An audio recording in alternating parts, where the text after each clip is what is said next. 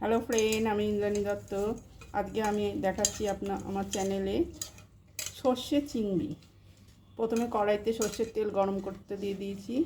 তার মধ্যে দিয়ে দিচ্ছি আমি নুন হলুদ দিয়ে মেখে রাখা চিংড়ি মাছ। এরকম দিয়ে দিচ্ছি চিংড়ি মাছ।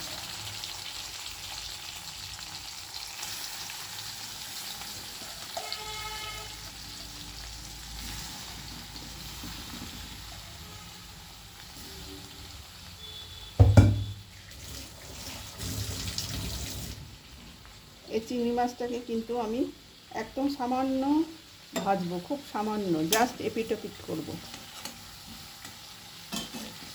খুব বেশি কিন্তু ভাজবো না।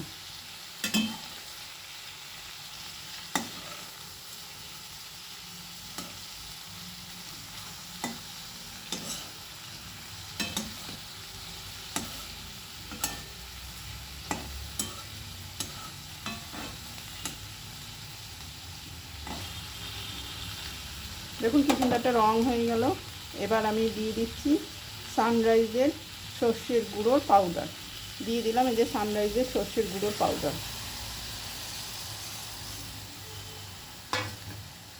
এবার কি দেবো জানেন তো? এবার দেবো ডাবের শাঁস। ডাবের শাঁসটাকে আমি মিক্সিতে পেস্ট করে নিয়েছি। আমার ননদ অসুস্থ বলে ডাব খাওয়ানো হয়, সেই ডাবের খানিকটা শাঁস ছিল, সেই শাঁসটাকে মিক্সিতে পেস্ট করে নিয়েছি। এই যে দিয়ে দিলাম ডাবের শাঁস।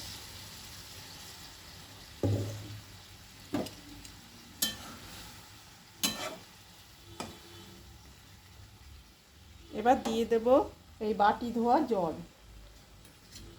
এই সর্ষের বাটিটা ধুয়ে একটু জল দেব।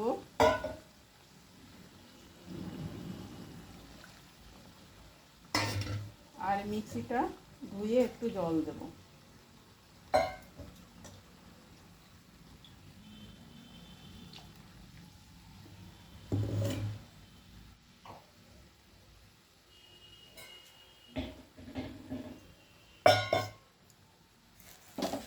এবার দিয়ে দেব কটা চিরা কাঁচা লঙ্কা। একটু ফুটে উঠলে দিয়ে দেব কটা চিরা কাঁচা লঙ্কা।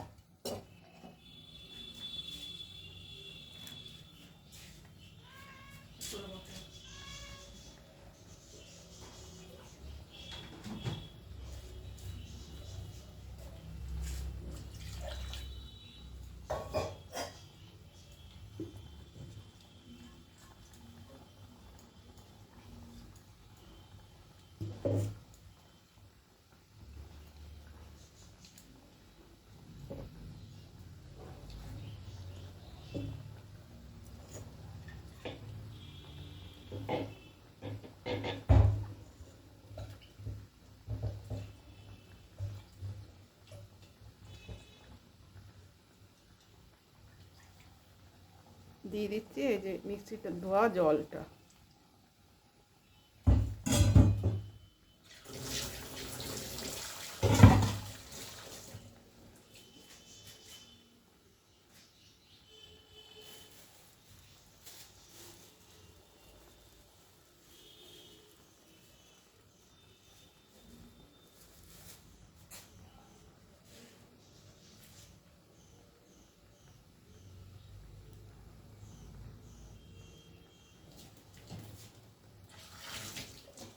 এবার ওপর থেকে দিয়ে দেবো কটা চেরা কাঁচা লঙ্কা, একটু সামান্য হলুদ,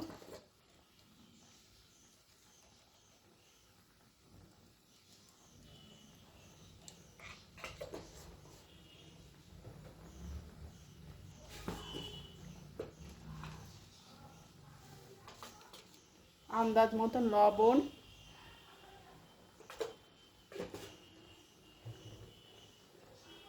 আর একটু লঙ্কার গুঁড়ো।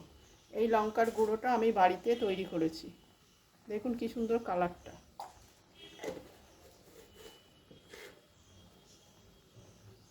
আর টেস্টের জন্য দিয়ে দেব একটু সামান্য চিনি।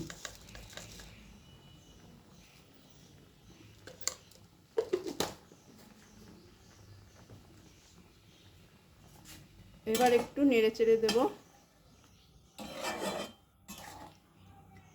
এটা যাতে ফুটতে থাকে। মাছগুলো একটু সিদ্ধ হতে হবে। এবার আমি দিয়ে দেবো বেশ খানিকটা সর্ষের তেল।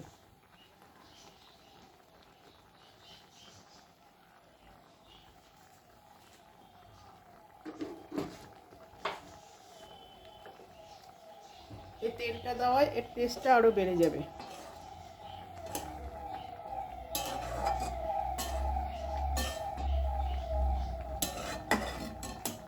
আবার এটা একটু ফুটবে।